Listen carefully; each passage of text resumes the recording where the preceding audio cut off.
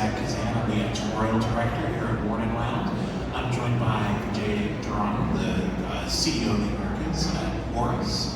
And this is a panel on, building a legacy with Horus. We're going to be talking all about their limited edition Lou Gehrig watch that was just released, which Vijay has here. Yes. And before we start, we're going to play a short video on the screen back here. So just step aside so you guys can see the screen and play that video.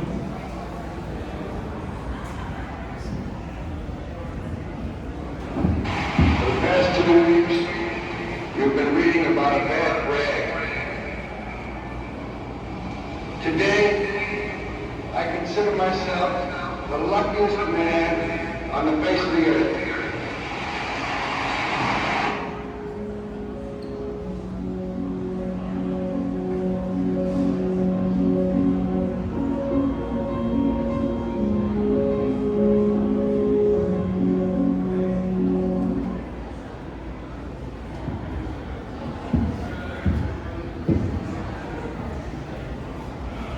Very short video. Very short film. Vijay, welcome to Wind Up Chicago. It's great to have you here again. So it's great to have Horus here in town for Wind Up. I wanted to start the panel just by asking about the baseball angle, just sort of like at a high level. Horus has worked with Major League Baseball and Major League Baseball teams for a while. Why? What is the connection between baseball and watches as you see it? Why is it special? Well, first, thank you for having me here. It's nice to be here in Chicago. Thank you all for attending today. Baseball for us, it started as really something from an advertising perspective we wanted to do. As a brand, we wanted to build our awareness. Like most watch people know Horus, but as general public people, we've been raising the profile of the brand among the general public. So we started advertising with the Yankees and did some other things in baseball, but that's kind of what brought us there. And then when we did that, we wanted to do stuff around product that made sense with baseball, but also very on brand for us. So we started thinking about people and who would be appropriate for making watches for, and then looking at the humanitarian side of things. Obviously, there's a lot of great baseball players in Major League Baseball. There have been many, but we wanted to find people that were not only good on the field, but really good off the field and doing things for their community. So it started with Roberto Clemente, with the Roberto Clemente Foundation. He was a huge humanitarian, obviously died in a plane crash delivering humanitarian aid. Hank Aaron was another one who did a lot for Chasing the Dream Foundation with underprivileged children, education, that sort of thing. And now Lou Gehrig, obviously being personally a Yankee fan, certainly helps. Was very nice, but also the ALS connection to that and his legacy within that world. So that's in a nutshell why baseball. I mean, the humanitarian angle is something that kind of like is a through line with Horus. Like we see the conservation efforts that Horus is involved in as well. There's always this element of kind of like doing something good for the world and giving back to the community. It also, I think, I don't know, maybe this isn't something that you think about necessarily.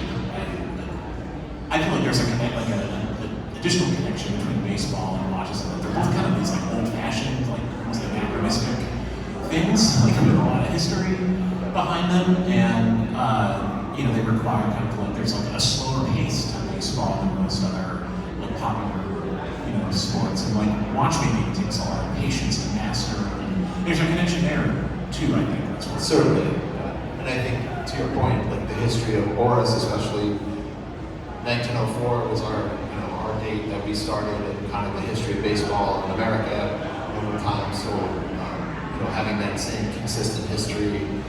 The platform we've used for these watches has been our pointer date platform, which has been in our collection since 1938, and so we've made some nice things around that. So we're trying to lean into the heritage of that and the history of that as well.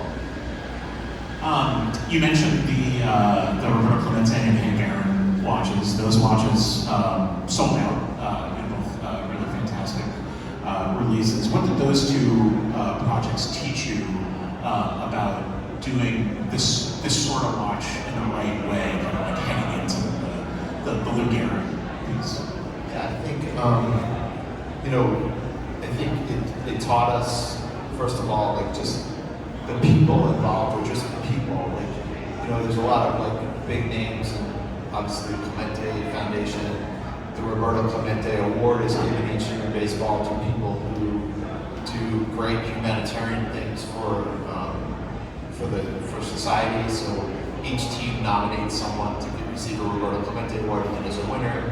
So I think it taught us like the ability to we placed a watch on each one of those people. We gave them to the past winners. So it taught about spreading the word about those things, and I think it all culminated this year with the launch of Lou Gehrig. Like on Lou Gehrig Day, which was June 2nd, we launched the watch at Yankee Stadium with Aaron Boone, who's the manager of the Yankees. But also on that day, we had 16 managers of baseball wearing the same watch across the world, so that the effect of that was really well. And I think just making a really attractive watch with good cues to the people, good Easter eggs on them, that was something I learned as well. Yeah, it's not like an over-the-top kind of like, it's a tribute obviously to Lou Gehrig, but it doesn't have his number, or like his face on the dial. His face, exactly. So, and I think Oris, when we do things like that, whether it's baseball, whether it's we did jazz series pieces, we always try to find subtle design hints, subtle design cues that pick up on those people, not just something that is just in your face kind of thing. So let's talk about Lou Gehrig a little bit. For those of us, for those of you in the audience, I know a little bit. For folks who might not be aware of who Lou Gehrig is, or why he's important, and why even someone like me, who's a Red Sox fan, can appreciate and admire Lou Gehrig. Tell us a little bit about his life and story, and why he's important and such a revered figure, not just in baseball, but kind of like in American culture and society. He has this larger than life presence still. Yeah, I think he grew up in New York City to German immigrant parents, and I think from a very young age he was taught to work. Like his mom was the central figure in his life. His mom worked a lot in Manhattan with other families and doing a lot of things for people that were more well off than they were, like maid or cleaning or whatever. He helped her do that for a long time. Then she got a job at Columbia University, and he ended up going to Columbia as he grew older. But grew up pretty, I'd say, rough and tumble. It wasn't like you think about players of today and making millions of dollars and doing all this stuff. They were not like that whatsoever. I mean, I think they in the off season they sold cars or they did something. It wasn't like they had another job in the off season to keep them going. And he was well known for his work ethic, his strong just sense of purpose, and he was a very quiet person. He was not a boisterous person at all. And we think about someone like, for those of you who know baseball, the name Babe Ruth obviously is someone that's very well known in baseball circles.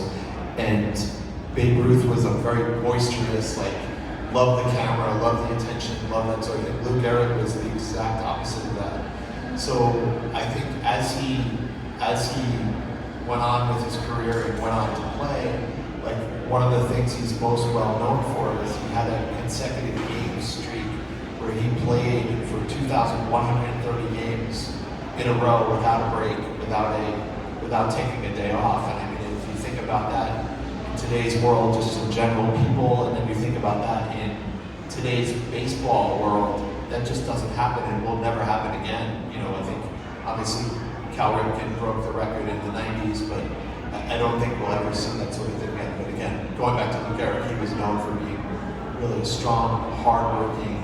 His nickname was the Iron Horse. That was what they kind of looked at him as. And we saw in that video clip, very famous moment where he retired from baseball after being diagnosed with ALS, which of course is now commonly known as Lou Gehrig's disease. So you can talk a little bit about that, kind of like that.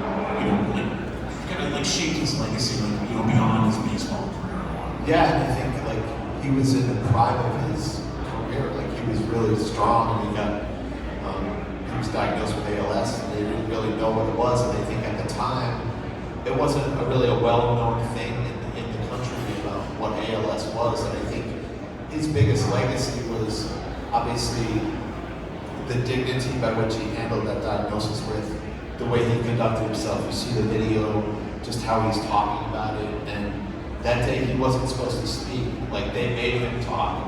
Like he was not going to speak that day, and they came over and made him speak to the crowd.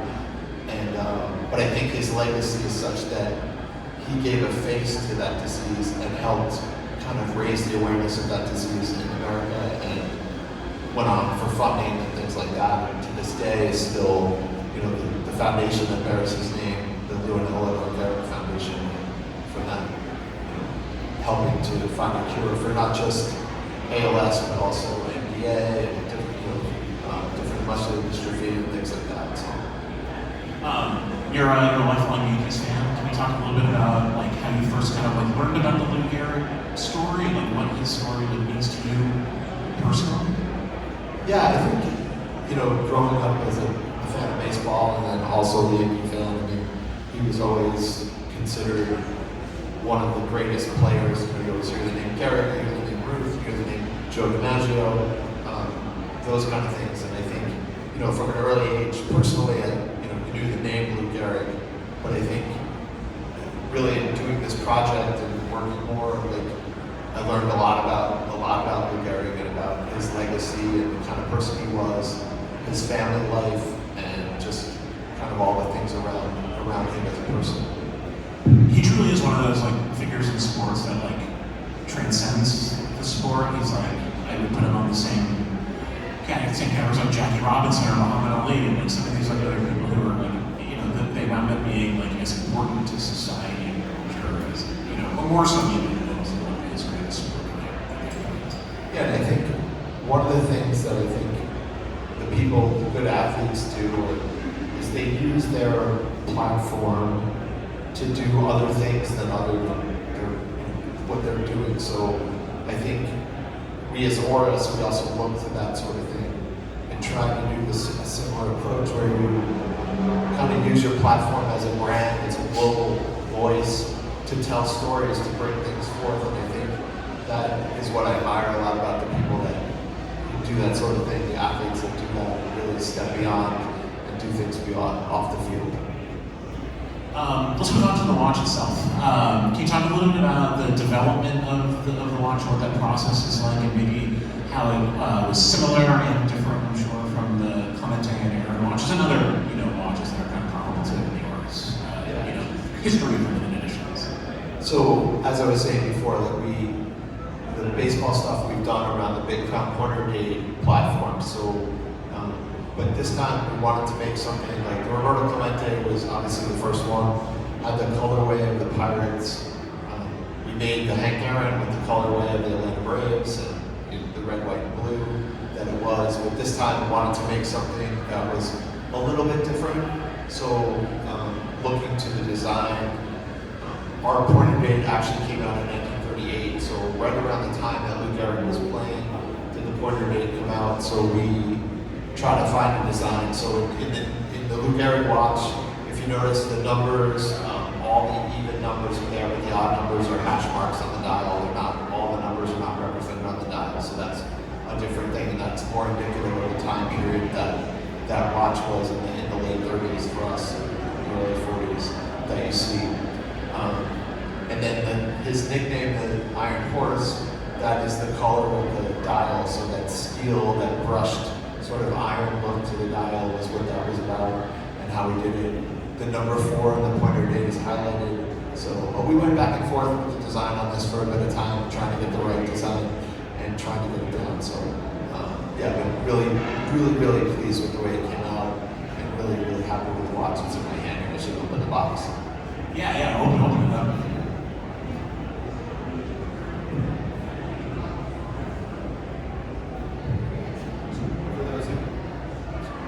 For those of you who haven't seen it, it's come down and see us, but it's really nicely done, and on the back it has the engraving of Lou Gehrig, him giving his speech there, but and it comes with a separate NATO strap in the Yankee colors as well, in this commemorative box, and then it has a limited edition baseball card with it as well. So there you see. It's a very like tasteful limited edition, as all limited editions are, and it would be, you know, I mean, going back to what you were saying about Lou Gehrig's character and his and the way he lived his life. You can pass it right if you guys want to see it. It really would have been inappropriate to do something like super flashy or over the top with this watch in particular. Yeah, and when we did the launch event, we did it with John Howell, who was the president of the Lou Gehrig Foundation. His parents actually knew the Gehrigs, like, so there's a long history of like just family that they were there. And he said that this would have been a watch that Lou Gehrig would have worn, like no doubt about it, in terms of just how he was and understated and all those things. What was it like for you to have a chance to, as a Yankees fan, like what was it like for you to have a chance to kind of like work with the Yankees, work with Lou Gehrig's foundation to create this something incredibly meaningful? Yeah, it was really unbelievably fulfilling for me on many levels, and you know, obviously working with Aaron Boone for a bit of time, so he was part of the project. He's the manager of the Yankees, so being part of that was really personal for me, and yeah, it was really great to be a part of that. Can you talk a little bit more about the foundation and the charitable cause that the launch supports? Yeah, so they do a lot of work around, like I said, around ALS. They also do work with muscular dystrophy and doctors. They fund a program at Columbia, and at Columbia University is the only place where they lend Lou Gehrig's name to the actual clinic that they were doing. When we did the launch event, we actually had some doctors that came from the clinic, and they feel very confident that they're close to finding a cure for it, or they're very close in terms of the research they've been doing of late, and not just find a cure for ALS, but also for all the other muscular diseases and things that affect it. They feel they're using a lot of genetics that are now on the right track to getting that done. And the foundation itself, they don't take, like, it's strange, but they don't take individual donations from, like, if you wanted to donate as an individual, they don't necessarily take donations that way. They take corporate partnerships and find people, because they're very careful about whom they lend the Lou Gehrig name to and what it stands for. And John Howell, he was saying how particular Eleanor Gehrig was about the people and the names and making sure that the right thing was done and following through with that. Yeah, you don't see like a lot of like Lou Gehrig merch, you know, out there. It's like it really is sort of like I mean, it's almost like secret, you know, to like have that opportunity to like, you know, use his likeness, use his name on a product. And I think the other thing, like in baseball, that they do on that day is like everyone has there's so many causes, or there's so many organizations that work around ALS. Each team has their own sort of support that they follow. The Yankees have one that's different than the foundation that we supported, but the Yankees have like the greater chapter of ALS in New York City. So it's, but it definitely, everyone's working towards the greater good. Can you just real quick talk about the importance of having other managers, like, you know, where to watch on the day, what that process was like? I imagine there was like a certain challenge involved in like kind of like wrangling everyone to. Yeah, it was a little bit of a logistical challenge getting product to everybody at the same time, finding out where they were. But I have to say, just going back to dealing with some of these, they're people, right? Everyone is just, and developed a nice relationship with a lot of the managers in MLB, and they're all in, basically had a group text with all of them, and they all were like very excited about wearing it. So, and it was